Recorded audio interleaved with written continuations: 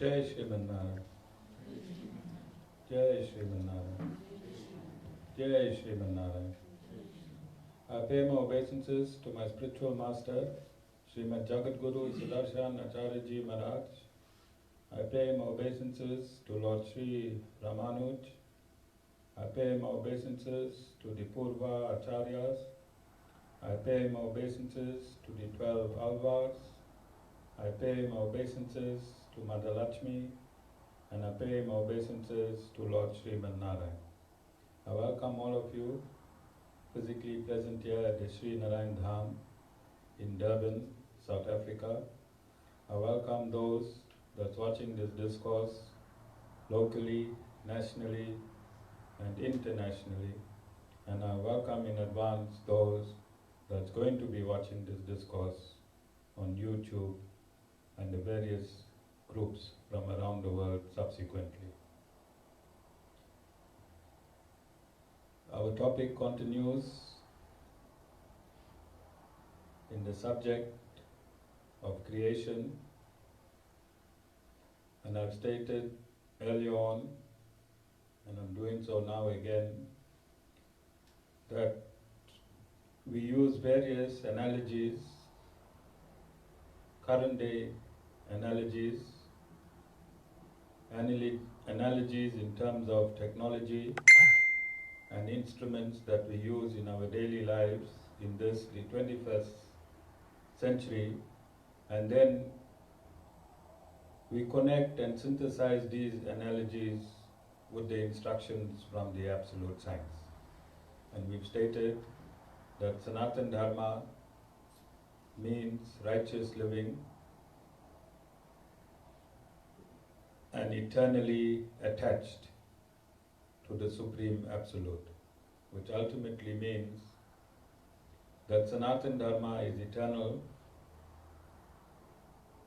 It has nothing to do with religion, and it is an absolute science. It is like the oxygen that you breathe in and the carbon dioxide that you breathe out. From the 7.6 billion people or human that currently alive or living in this universe or on planet Earth at this point in time, not everyone knows that you breathe out carbon dioxide. Not everyone knows that one part of your lungs is in your human body, the other part of your lungs is in plant and trees. Because you breathe in oxygen, you breathe out carbon dioxide, the plants and trees breathe in carbon dioxide and they breathe out oxygen. So what you do not know does not mean it is not absolute. What you do not know does not mean it is not absolute. Your knowingness is not relevant in the absoluteness of the Supreme Science. Whether you know that there is a force of gravity or you do not know there is a force of gravity, the force of gravity is not dependent on anyone's knowing of that truth. The force of gravity is not dependent on any human's knowing whether it exists or not. If you hold something and let it go, the force of gravity will attract it to the ground, regardless whether you know or you do not know. So you cannot say that a human has influence over creation. You cannot say a human has influence over creation or the created. Human is only an actor in creation as the created. When we understand this aspect, then we are brought down to size. Then we are brought down to size. And I'll give you an example. You have a Ferrari, you have a Mercedes-Benz, and you have a BMW on a racetrack. If the Ferrari wins the race, who gets the accolade? Jay? The driver. Who won the race? The Ferrari. Who won the race? The Ferrari, because it was properly constituted to win the race in so many kilometers in proportion to the time. Was it not? But who gets the accolade? The driver. So similarly, if you're a builder, you build a house and you say, I worked very hard, I'm very tired today, I built a house. Who built the house?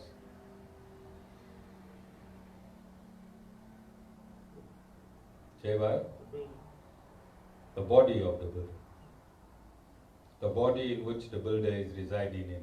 The driver of the body. Who is the driver of the body?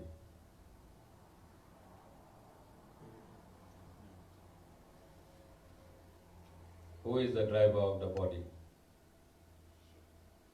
That is? Who's driving your body? Besides Jessica? No.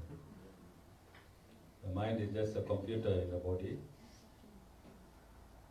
Jessica, Jayashree, who's driving your body? Me, myself. Not all the Bhadra Kalis, the 9 Kalis.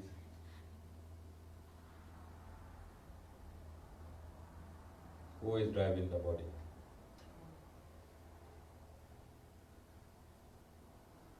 The soul.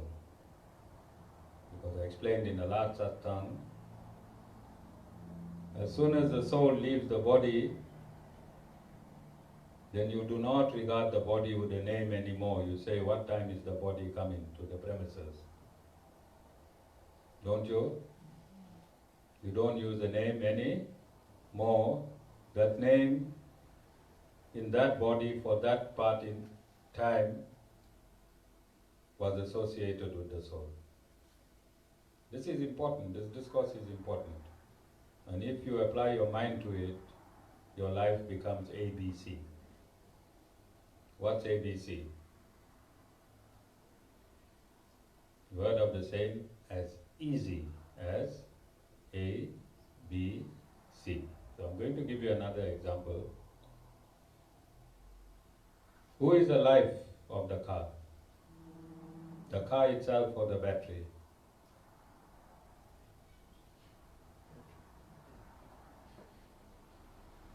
Who is the life of the car? The car itself or the battery? There's some mechanics here. Battery gives it life. Battery. You can have the best engine, best gearbox, best diff, everything best assembled in the greatest motor vehicle. If you don't insert a battery, will it ever move? Will it ever start? Will it ever perform? What does the battery do to a vehicle? It animates it. It gives it life. It animates it.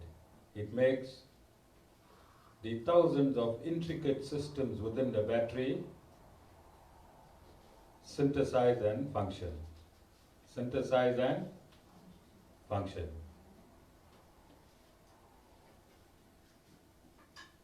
When the car goes from point A to point B, can the battery say, I took the car, I'm responsible for the car going from point A to point B? Technically, no. All the battery did was animate that car. When you slipped into gear, then the engine, the gearbox, the prop shaft, the diff, they were responsible of taking the vehicle from point A to point B. The responsibility of the locomotion from point A to point B was the motor vehicle itself. The battery just gave it a start. The battery just gave it a life. And this is why in Sanatan Dharma it is stated, do not become attached to your fruits of your actions. Jessica, don't go home and tell your children now, I'm so tired from work, I can't cook. Alright? You, the soul, did nothing. What you did? The real Jessica did. Jaibai, what did the real Jessica do? Carried out the instructions of the soul. Yeah, it just animated the body. That's the only thing the real Jessica did from the day she was born up until now that she's in satsang seated here. The only thing she did was animate that body. The three gunas, Jessica, the three gunas impelled all your movements. The three gunas impelled all your movements. When your mind was vibrating in tamogun, you had a big fight to satisfy. When your mind was impelled in rajogun, you bought a nice vehicle, furniture, jewelry. You was in the mood of passion and activity, and you had your children. And when your mind was impelled in satgun, you started coming to satsang. So the impulsion of your mind is like a sensor. It's like a sensor, and there's only three dimensions that your mind can impel you. Tamogun, Rajogun, and Satagun. The mode of ignorance, the mode of passion and activity, and the mode of goodness. So your mind is like the gear lever. Drive, neutral, and park, or reverse. Okay? How many of your gear lever is stuck in reverse? How many gear levers are stuck in reverse, Jessica? That is why I'm not saying on Thursday you went up in reverse after Friday.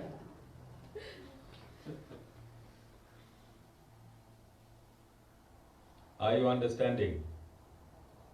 You need to know the scientific breakdown of yourself. If you don't know yourself, how are you going to know other selves? If you don't know yourself, how are you going to know other things? And I said in my last discourse that you are the witnesses of what I am saying. You, not me.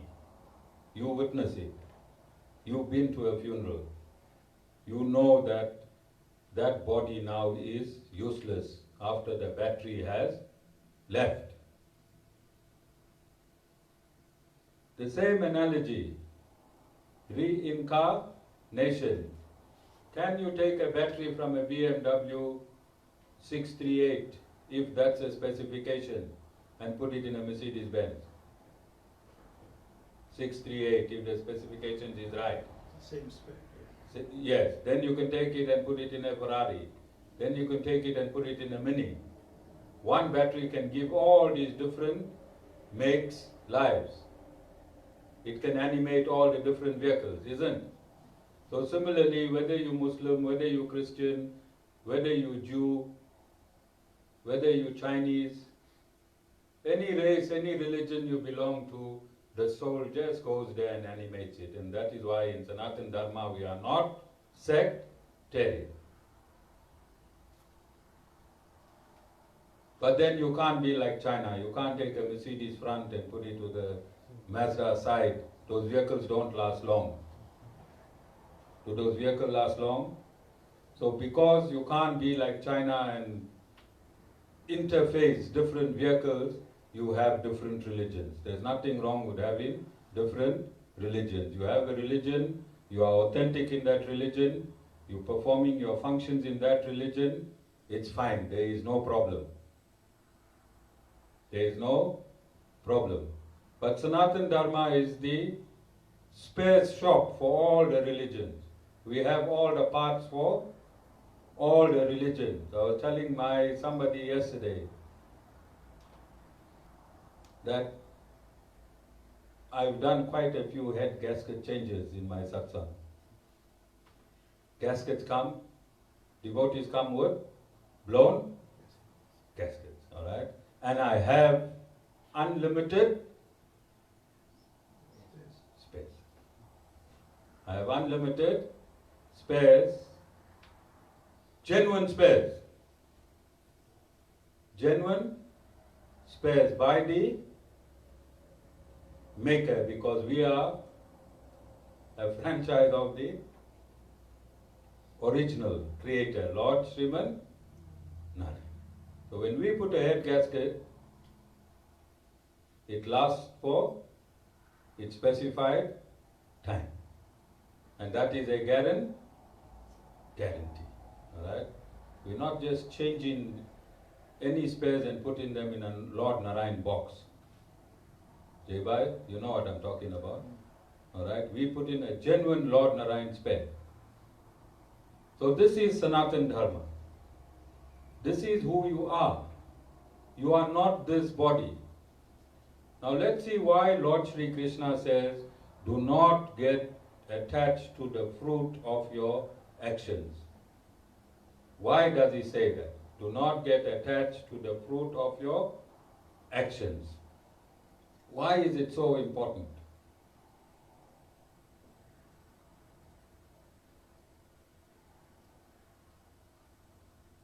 Sheba, why you think it is so important? Scientifically, why is it so important? I think attachment makes it difficult to let go. One of the reasons, but the main reason, you're living in a Jayashree, you're swearing sugars there? No. You're living in a lie. What's a lie? Huh? What is that lie that you are living in?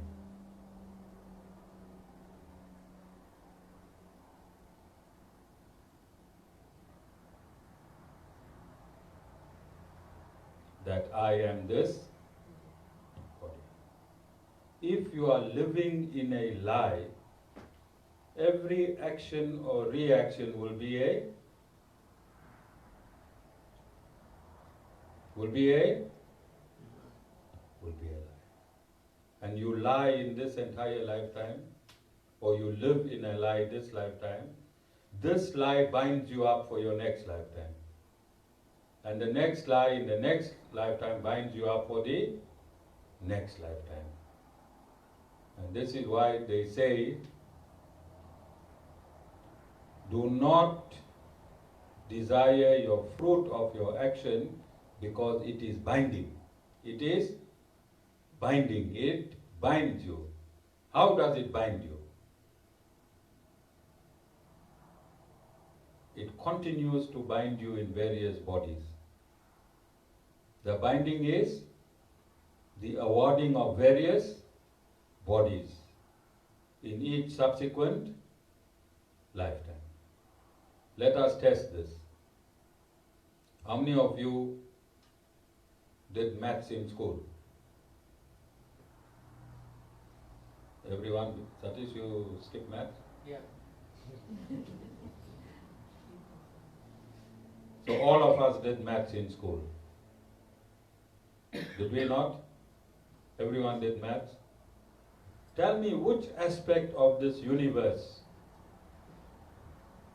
is not maths?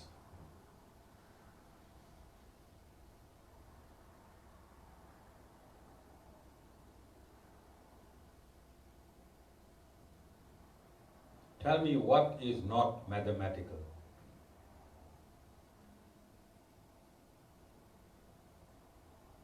So the substratum of this universe is mathematics. What is mathematics?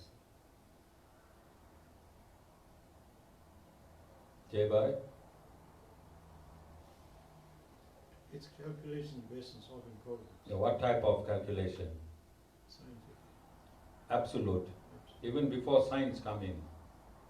First you must have maths, then you use the maths to calibrate science. Science cannot be calibrated without maths. Maths is the substratum of everything, of geography, of science, of history. You need maths to know how many thousand years ago that happened. So in every aspect of your life you need maths. And maths is absolute. Maths is absolute. Are all of you following? Maths is absolute. Then, if you are not absolute, what happens to you and the condition of the universe?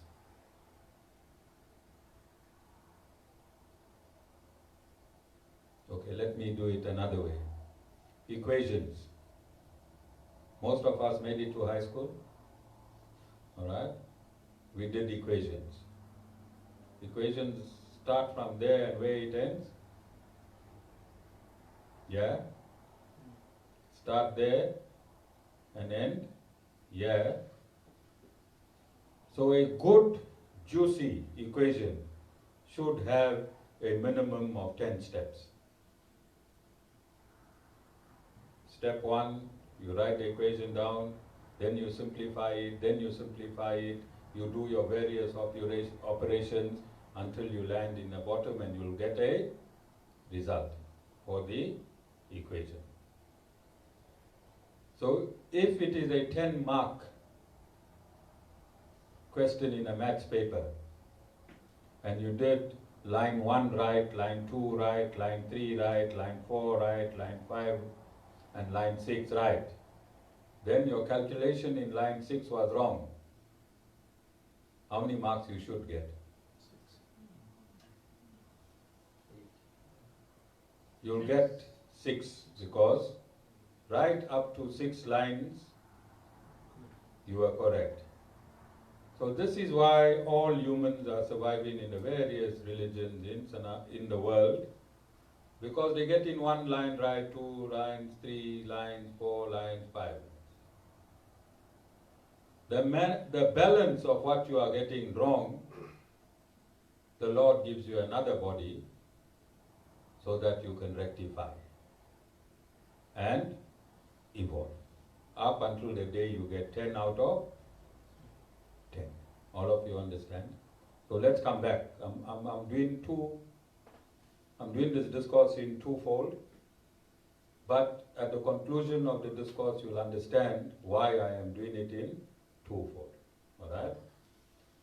So if a person does not know who they really are, Jai, what do we scientifically call that symptom? No. What illness is that person suffering? Ignorance. No.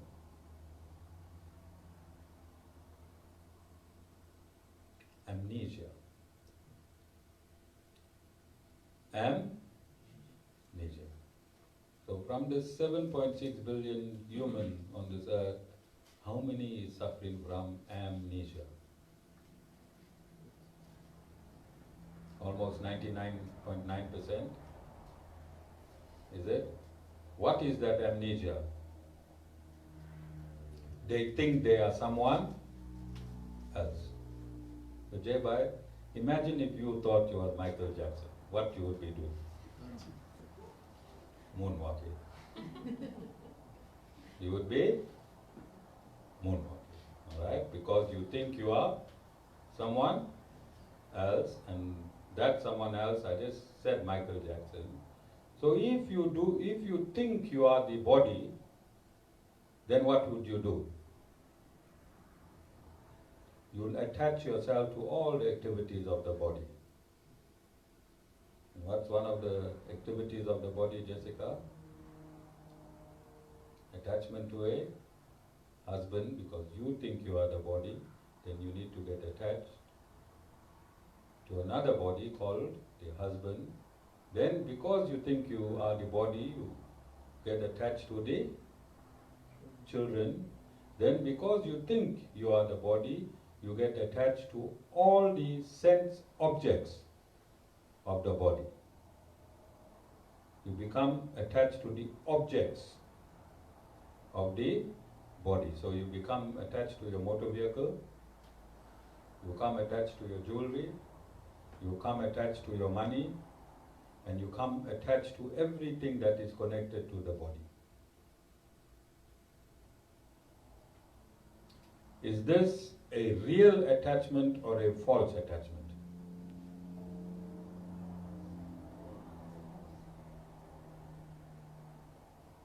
In this attachment, how much of pain and suffering you go through?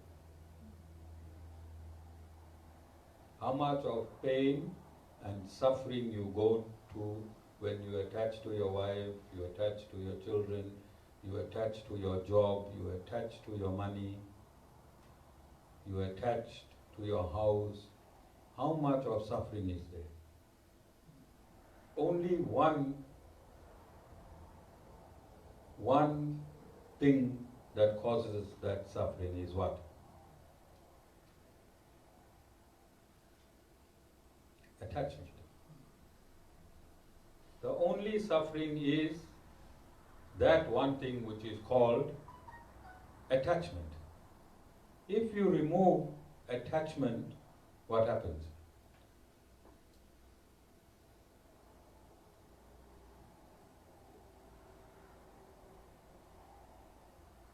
What happens, Jessica, if you say, I don't care what Satish say or do. I don't care what my children say or do. What will happen to you? Suffering is gone. Satish Bhai is still saying the same things and doing the same things. Your children are still saying and doing the same thing. But because you detach from the results of what they are doing or not doing, you become carefree. Don't you? Did anything change? Your mindset changed. Your mindset changed. And a change of mindset will recover you now from everything. How many of you have seen ants gathering food? Alright? So take as an experiment, if you find an ant, not a very small ant, you might not see what I want you to see, but these bigger ants, take a matchbox, the blue part, the tray of the matchbox, put it upside down and cover the ant, make sure the ant can breathe. Alright? And next morning, pick up the box. What you'll find next to the ant?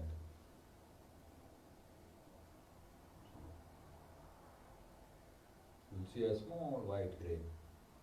Alright? So God will not let an ant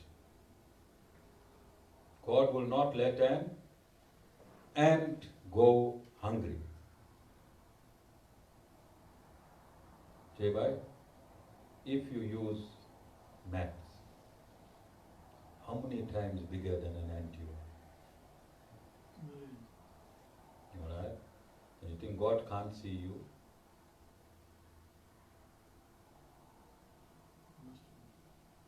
He'll see you. He will definitely see you. If he won't miss an ant, how huge this earth is. What is the diameter of this planet? What is the diameter of this universe? Yet God won't miss an ant. So God will never miss you. You are missing God. You think the ant gets depressed, he go to hospital, he takes medication if he didn't get his food?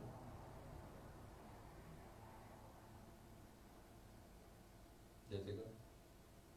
Think he'll go find a guru somewhere? Worry the guru? Say bye. Because the ant is not attached to its result. If it didn't get food, it didn't get food. So how many of you have dogs? Some days we forget to feed the dog. Don't we? Somehow, and then we realize about 4 or 5 hours we didn't feed the dog. The dog takes it in its stride, does it not? Does it not? Yes. Because we have not learned how to take things in our stride. We have not learned to take calamities in our stride. And that is step number 1. That is step number 1. To take whatever is thrown at us in our stride. And leave the rest to God. But when will you know that God is in charge? Sugars, when will you know that God is in charge? As soon as you realize you are not in charge. God does not want to fight with you, Jessica. As long as you say, I am Jessica, that is why you sit here, you go nowhere today. Then God comes out of the equation, because who became God? Jessica. But if Jessica states that I am an instrument of God, God is God, then what happens? I don't have to say. Satisfy can move. Satisfy really enjoys these satsangs. He really prayed for these answers. And there's not only one Satisfy here. I can see all Satisfies. Full, every male here is a Satisfy. Say bye. Alright.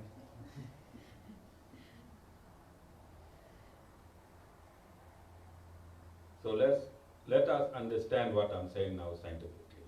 Alright. When you believe you are the body,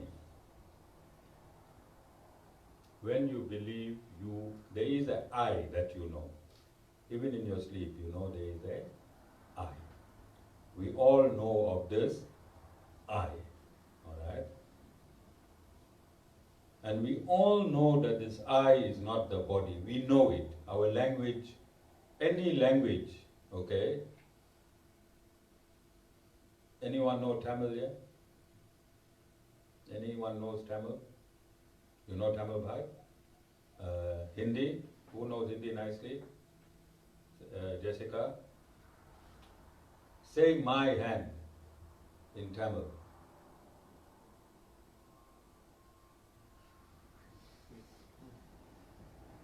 Say my car in Tamil.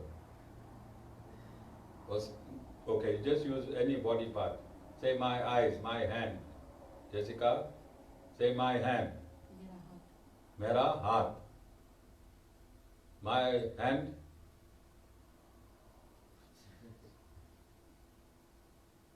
No one else knows? Jesse, you don't know? No. You should have learned when you had the opportunity. In the satsang you could have answered. You know? So, my hand is language, isn't it? Language. But see how scientific it is. Because just these two words is explaining what to you?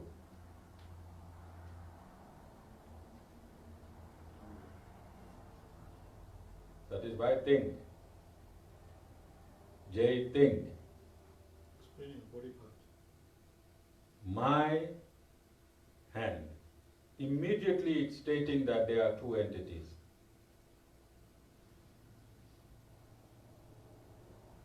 It is stating there are two entities. Is it not? If it was one entity, Satish, what would you say? Hand. No. You say I hand. I hand. If you are the body, Jayshree, you're supposed to say I hand. I sugars. Not my sugars. I sugars. I money. You understand? All that will belong to I. But you don't say it, and who taught you not to say it? It's language. How was this language invented? I'm saying in every language, you'll say my hand. But if you're the body, then why must you say my hand? You're supposed to say I hand because I am the body. But because you're not the body, you're the soul, then you are saying this hand belongs to the soul that the soul is using. And you say another soul can't say this is my hand in your body. So each soul will take its own proprietorship of the body and say it belongs to it. Are you understanding? Like my car. My car. Are you understanding? So in this ebb and flow of pleasure and pain, we anchor ourselves to this pleasure and pain like a ship because we attach ourselves to all the things that affect the body.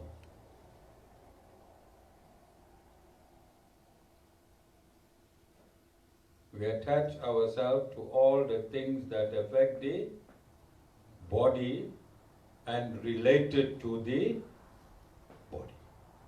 Everything that's attached to your own body and related to your body brings misery in this life, does it not? Now let us factually, again, let us scientifically decipher what I'm saying. When you realize you are the soul,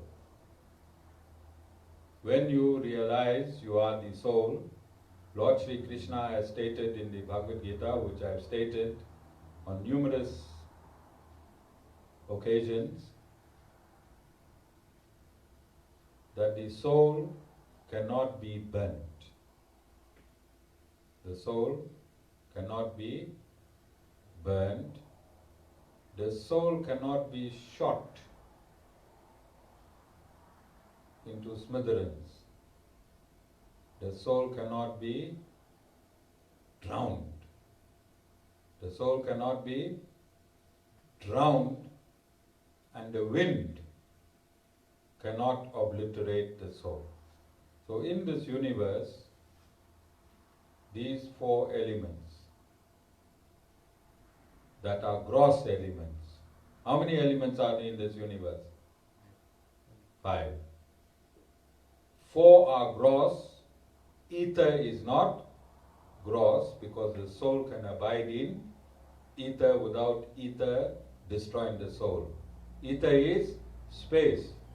But Lord Sri Krishna has said, neither air, nor fire, nor water, and when he means that no weapon can destroy the soul, why does he use that terminology weapon?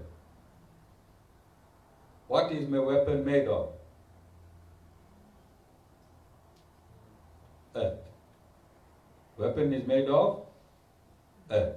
All the materials for weapon is made out of earth. So when he say weapon, he is referring to the element earth. So no fire, no water, no fire, no water, no air, and earth. These five elements cannot harm the soul in any way. They cannot touch the soul. They cannot touch the soul. When a person has drowned, do we take the same funeral as when a person has died of other natural causes? Our rights are the same. Our understanding is the same, that a body has burnt, it was incinerated, but we say, may his soul rest in peace. Do we say that? If a body has burnt, if a body has drowned, or if a body has been shot, we say the same thing? Or if a body was incinerated in gas, gas and air is the same thing, would we say the same thing? So it does not matter in which of the four elements the body died through.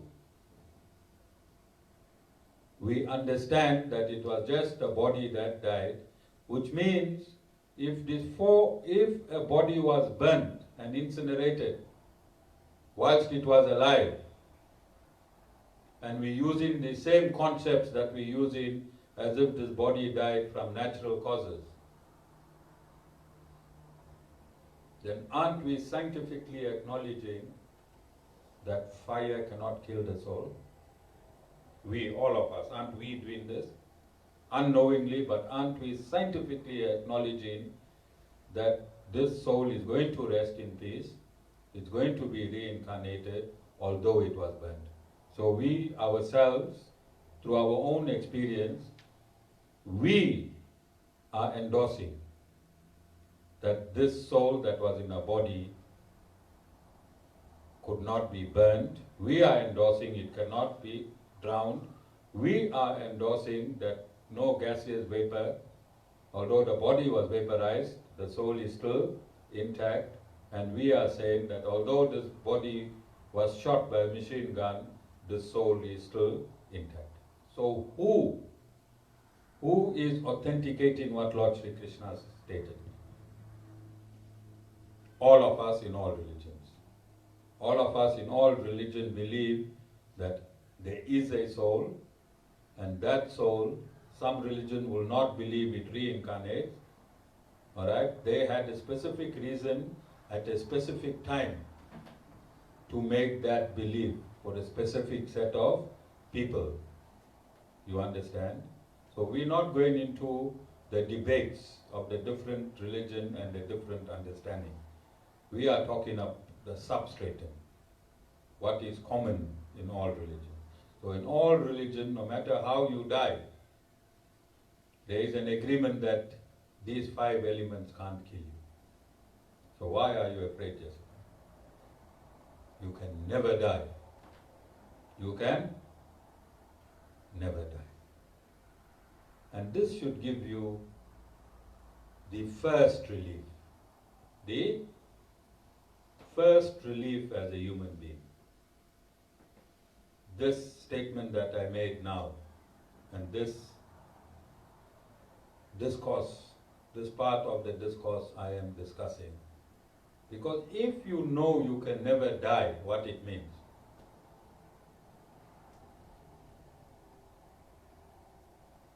Would death comes?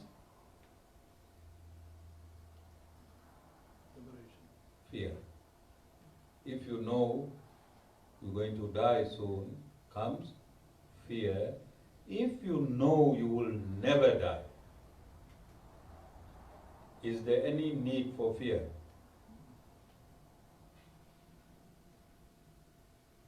Look, everyone here is with a myriad of situations that we want resolved. Okay? But if we don't get the equation right, we'll never come to a solution, an absolute solution. Alright? If we don't get the equation right from the top, we will never find a solution. And if we start through perception means Jessica's Steven Spielberg and Karen Johar. That is the movies that Jessica has made in her life. That if Satish Bhai will bear with me, that if we had to get actors, the highest paid actors will fight for the roles in these movies. Alright? And directors. Steven Spielberg on the Western Front, Karan Johar on the Eastern Front. Alright? These are perceptions. Okay? After the movie has been shown on the screen, and when you switch off all the lights, that is by when last you went to see a movie? Long time, Jessica? Well, your wife is a producer, director, actor. Why you need to go to? Alright? But you are so engrossed on a white wall, aren't you? There's a wall there, and you won't even answer your phone. That's the only time you'll put your phone off. You put your phone off, Jeshri, when? In a movie. And you won't want your children to talk, you won't want to hear the popcorn packets making a noise, nothing. You are fixed on a wall. And you are drawn in a perception. Because after 45 minutes, all the lights come on, the screen goes off, and the only thing that you was looking at was a white wall. But look at how much interest you had. Jessica, how much interest you had? How engrossed you was in that perception. That's how engrossed you are in this perception when you identify yourself as the body. Because the truth is like that wall on which the movie was screened. The absolute truth is like that wall on which the movie was screened. Because all this you think is happening, behind your thinking there's another reality. And that reality is that the three gunas are the real doers of all the activities that you think you are doing. Who's the real doers? The three gunas. So if you act in ignorance, you the soul. You are lodged in a body that is impelled in ignorance. If you are acting in attachment, in passion, whole lot of activity, it is Rajogun. You are impelled by Rajogun. The actual doer is Rajogun because you are just a soul. You know what's your size? Satish Bhai? 1/10,000th the size of the tip of your hair. 1/10,000th the size of the tip of your hair. And I stated earlier in this discourse that Sanatan Dharma is pure maths. Sanatan Dharma is pure maths. If you take the tip of your hair and you divide it by 10,000, then you take one part of the tip of your hair and you divide it in another 10,000, that one part from the second 10,000 is the size of the soul. And that is why it can never be killed by any material element, because this entire universe is made of subatomic particles, isn't? And the soul is so small and subtle that it can permeate all of these subatomic particles. So a fire will be like a bucket of marbles if you break down that fire to its last subatomic particle, won't it? What a fire will be? Like a bucket of marbles, and the soul will be easily, that bucket of marbles will be easily permeable by the soul, because it is of such a subtle nature that it cannot be killed. And same goes for air, same goes for earth, and same goes for water. You understand? So that is who you are lodged into this material body. And you give this material body power. And when you leave this body with your mind, your senses, and the vital breath. When at death, the soul leaves this material body with its mind, with the mind, the 5 elements in subtle form, the 5 elements in seed form, the 5 senses inside that sits in your hearing. This is not your sense of sight, like your windscreen wiper. If you throw some water on your windscreen, what will happen?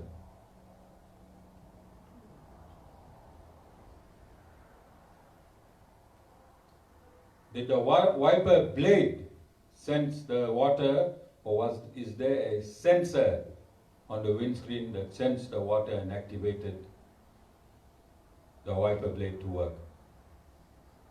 There is a sensor. Similarly, behind this eye, there is a sensor for sight.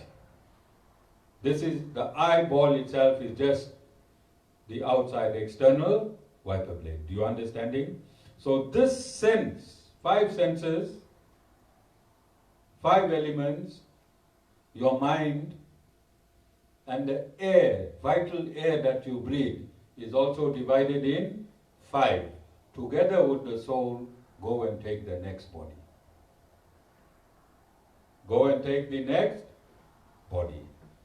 So whatever impressions was created in this body, and whatever your mind recorded, your mind is the greatest recorder in this universe.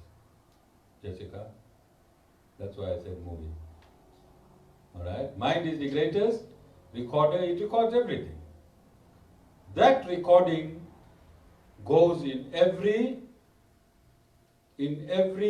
body form that you take, because your mind attached to your soul goes into every body that it takes. So it goes with the same memory. That memory in that mind is also computed your karma.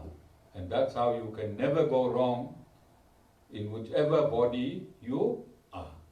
And to manage this system, Lord Narayan divides himself into the same amount of souls that exist in this universe, and he takes his seat in your soul. He takes his seat in your soul. So when he is in your soul, then you have your mind, which has recorded all your karmas of this life. He makes sure that he manages and ensures you don't miss out 1 millimeter of your karma in your next life. So how will this discourse benefit you that's here? How many of you want to know about these things? How many of you want to really know about these things, sugars? Jayshree, you want to know about these things? You want to know? You understand? No, I'm saying really, how many of you really want to know about these things? Jessica, just waiting. As soon as she eats, you have to go back home, trouble the husband. Right? You say, hey, don't listen too much to the guru. Don't listen too much to the guru. I'm still the boss here, it's my house. Right? So this is where now, again, absolute science come in. Absolute science come in. I want you to understand a madman. A man in amnesia is mad because he does not know his identity.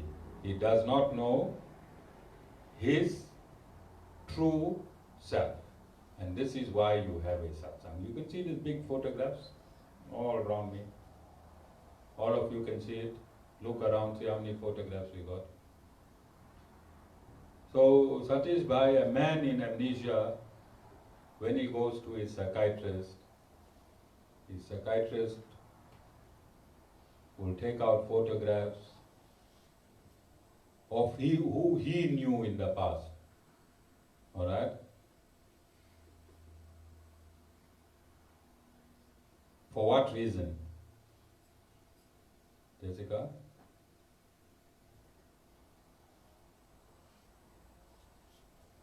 That is by somebody is suffering from amnesia, they go to the doctor. Doctor will say, bring your photo album to jog your memory. This is why in satsangs we have the various Vaishnavite deities. Various Vaishnavite deities, because you think you are the body. At one time you knew all these deities. So we present the deities.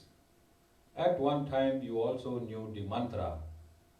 So we present the mantra to you. At one time you also knew the various bhajans. So to jog your memory, and you are the experiment in this. Some of you are here just for 1, 2, 3, 4 satsangs, isn't it? But when you come in here, you say, hey, I came to the satsang, I felt peaceful. In the satsang, I felt good. What was that feeling? Because feeling, again I'm saying, is scientific. Feeling is energy. It's absolute energy. Isn't feeling energy? It's absolute energy. So it is also has to be mathematically correct. Does it not? That equation must work. So just looking at a photograph, just listening to some bhajans made you feel good. What was that made you feel good? Old recollection. Old recollections, because if you look, if I show some of you, if I show Jessica and Satish Bhai, bring them here, I show them the wedding photograph, and you see both smiling. Both? Why they'll smile, Jay? Kind of recollection. Happy days! Happy days. So when you see these, and when you hear the Guru discoursing, because the soul knows, every soul in here knows exactly what the Guru knows. Every soul in here, even the dog outside, even the goats in the back, even the donkey knows what the Guru knows. As long as they believe they the body, this knowledge will be blocked. As soon as they realize they the soul, this knowledge gets revealed. And that is why the Vedas cannot be by-hearted. Because the Vedas is revealed knowledge, not researched knowledge. The Vedas is revealed knowledge and not researched knowledge. All of you understand? So when you come here, like when you go to the doctor, You seem familiar. You won't know because you're only looking at your life in this 30, 40, 50 years. But I told you your age in this creation. Everyone in this creation seated in the satsang today is 155 trillion years old. Only in this creation. Only in this creation. Because in this creation, 155 trillion years have passed. So when you come, these sites, these discourses, the explanations and the bhajans jog your memory, although you do not realize it, but that is what makes you feel good. That is what makes you feel good. So we've identified now. We've identified when you take a person in amnesia and when you bring that person back from amnesia into reality, then what happens to that person?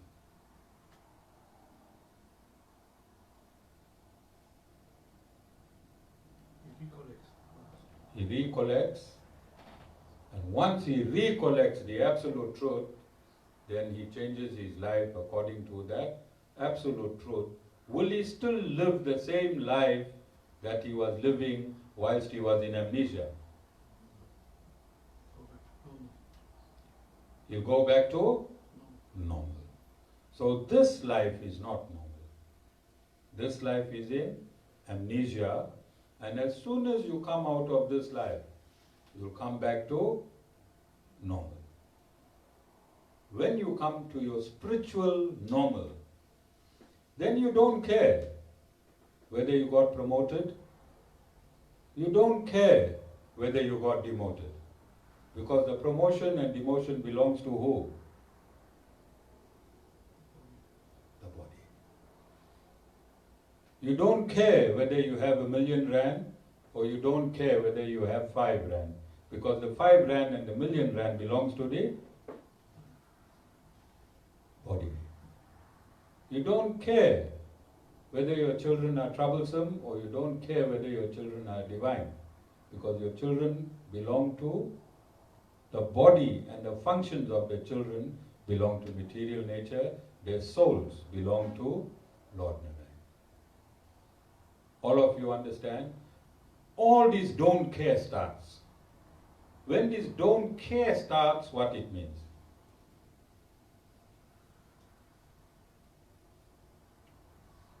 You are no longer attached to the fruit of your action. You are no longer attached to the fruit of your action, but you cannot remain detached, because it is the constitutional position of the soul to remain attached. Through our amnesia, we are attached to material nature. Through our amnesia, we are attached to material nature. Everything that we attach to is material nature. If you attach to your wife, you're not attached to a soul. You're attached to a biological body and a material mind. You're not attached to a soul. That is why, don't lie, you and Jessica are soulmates. Alright? You're not attached to the soul, you're attached to the body. Why are you always attached?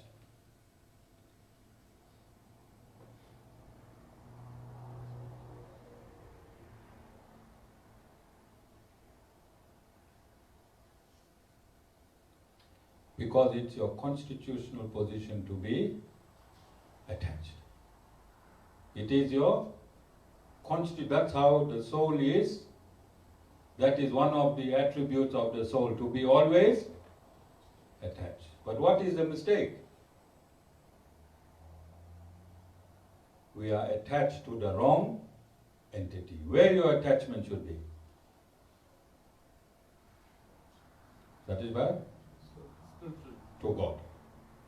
Now, if you take all your material attachments and repose that intensity of your attachment, that intensity of your attachment to the Lord, who is the custodian of all that is material, what will happen?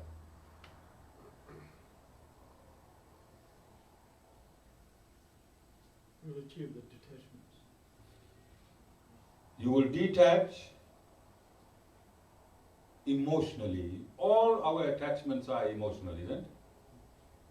All our attachments are emotional. You will detach emotionally.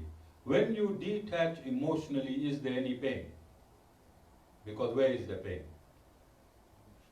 Emotion. And emotion is the attribute of which part of your body? The mind. The mind. Now you're doing a scientific thing now. You are doing, it is not hard because you know how to be attached, don't you? All of you know how to be attached because you are attached. You're attached to your husband, you're attached to your car, you're attached to your children. That attachment is there. Guru is not teaching you anything. You already know how to attach yourself, isn't? But now the Guru is telling you, shift the attachment from everyone and everything that you are attached to and repose it to God. Same attachment, same intensity. Repose it to God. Now God is the custodian of all that you are attached to. What does that mean?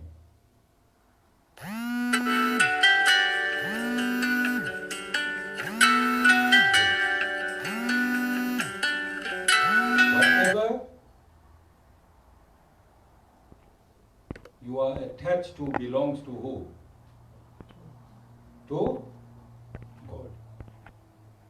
And don't you think if you repose your attachment to the Supreme Lord, if He can manage this entire universe in all its complexities, don't you think He can proportionately award you what you are attaching yourself to in the most capable manner? Logic, mathematics, and let's look at the equation. Do you understand what I'm saying?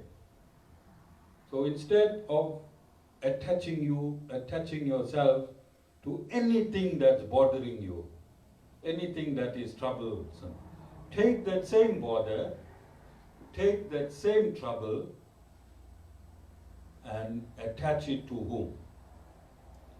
To the Lord. Because who is the owner of that misery, that problem, that attachment, that illusion, that perception?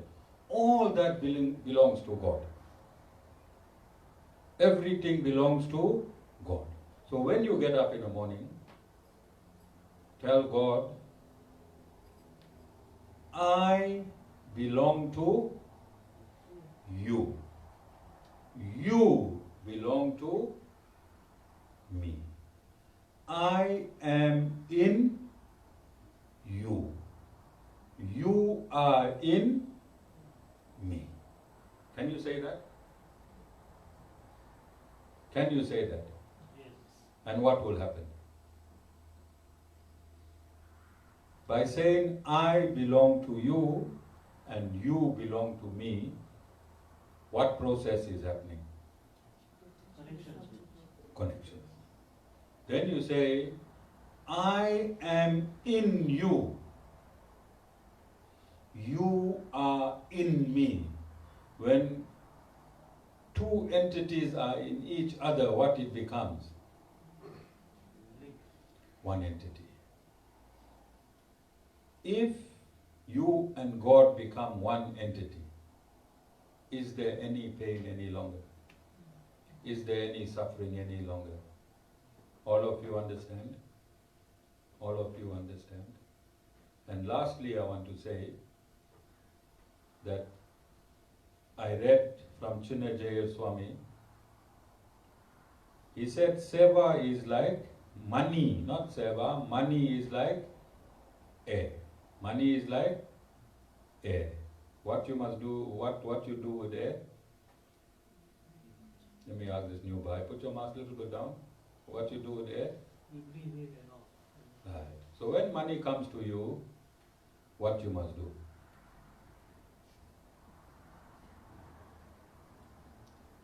I hope my transcriber, I'd like him to do this in capital, maybe red if he got colors.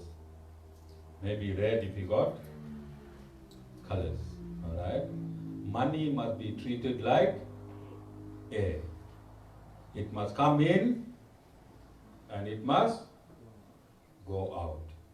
If you start taking nice breaths, all of you, nice deep breaths, what happened to your system in you? Refreshed. So if your money comes in and you send it out righteously, Jayashree, in and out righteously. Sugars, you understand? Don't take the money and put it in somewhere. Give it a way.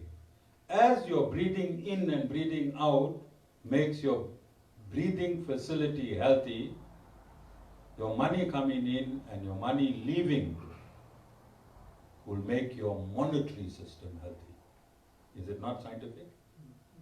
Is it not scientific? And this is why, and I keep saying, Islam has perfected this. Islam has perfected this, and that is why their monetary system is perfect. You will never find anyone from Islam stating, I gave a donation in that mosque. Alright? Will you ever find anyone in Islam stating, I put 5 grand in that mosque there? But yeah, if people put 5 rands, they'll say they put 50,000 in the ashram. Alright? So learn these. These are scientific. This is scientific. Let the money come in, keep what you need, send the rest out. So there's no blockage. No blockage. You keep in the system, in and out. So when you become a conjuiced, you all heard of the word conjuiced, then you tighten the money on one end, and that money that came in, again maths and mathematically, a mathematic equation, if you block one end, that blocking one end is one conjuiced, is number 2, the word my. The word my. This money is for my wife, this money is for my family, this money is for me. Understand what I'm saying? My, that money cannot come anymore because the my jams it. The my jams it. You must say, this money is for God and His family. Make sure God's family is also surviving on the side whilst your family is surviving on one side. Are you understanding? Find the balance and let the money flow. Let the money flow. Alright, all of you understand? So if you follow these principles, in summing up, if you follow these principles, I am the soul, I am not the body. I am the soul, I am not the body. My body belongs to material nature, I belong to God. My body belongs to material nature, I belong to God. Whatever material that comes into my possession belongs to material nature and God. They are the proprietors. They own it. God owns it, material nature owns it. I own nothing. The only thing I own is my karma. The only thing I own is my karma, and this human body has been given to me to exhaust my karma. And when I exhaust my karma, then I connect back in the dimension of God. Jai Sriman Narayan.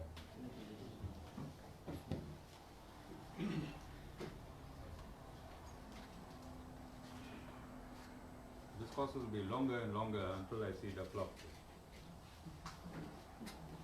Who is now? Yeah, that's why I'm giving a public warning. Until I see my clock there, I'm going to increase it by half an hour every satsang. The more discourses I give, the lighter I feel. Because whatever knowledge comes in, must go